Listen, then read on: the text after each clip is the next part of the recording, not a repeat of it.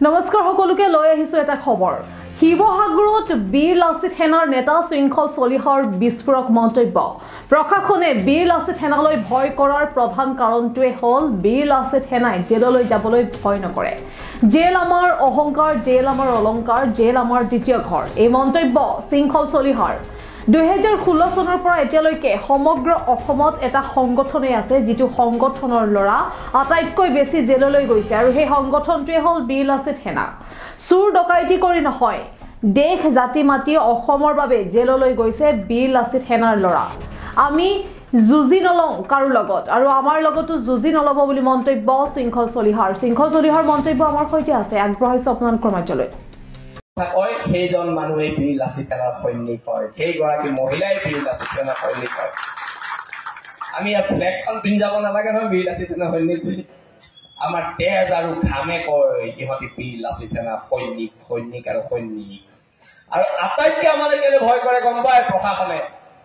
আমাৰ ল'ৰা জেললৈ যাবলৈ ভয় নকৰে জেল আমাৰ অলংকাৰ জেল আমাৰ দ্বিতীয় ঘৰ কিমান জেলত থাকিলো ভাগৰি গৈছে জেলত ভৰুৱাই কিন্তু সমগ্ৰ অসমত 2016 চনৰ পৰা যদি এতিয়ালৈকে চাই সমগ্ৰ অসমত এটা সংগঠনে আছে যিটো সংগঠনৰ আটাইতকৈ বেছি ল'ৰা জেলত সোমাইছে চুৰ ডকাইতি কৰি নহয় দেশ জাতি অসম নামৰ মা যদি প্ৰেমত সোমাইছে সেই সংগঠনটোৰ নাম হৈছে বীৰ লাচিত সেনা অসম আৰু আমি যুজি নলওঁ কাৰো লগত আমাৰ লগতো যুজি নলব ললে কথা বেয়া হ'ব এইখিনি একদম স্পষ্ট কথা আৰু আজি ইয়াত থকা জ্যেষ্ঠ মানুহখিনিৰ আগত আমি এইটো কাৰণে কথাখিনি কলো কোনোবাই ছচিয়েল মিডিয়াত লিখি দিলে কথাবোৰ সত্য নহয় কোনোবাই ছচিয়েল মিডিয়াত কথাবোৰ লিখি দিলে সত্য নহয় কথাবোৰ সত্য হ'ব ৰাজপথত কথাবোৰ সত্য হ'ব পুলিচৰ মাৰত কথাবোৰ সত্য হ'ব জেল যোৱাৰ মানুহকেইটাৰ তেজত আৰু কথাবিলাক স্পষ্ট বীৰ লাচিত সেনা অটল অদম্য আৰু অজেয়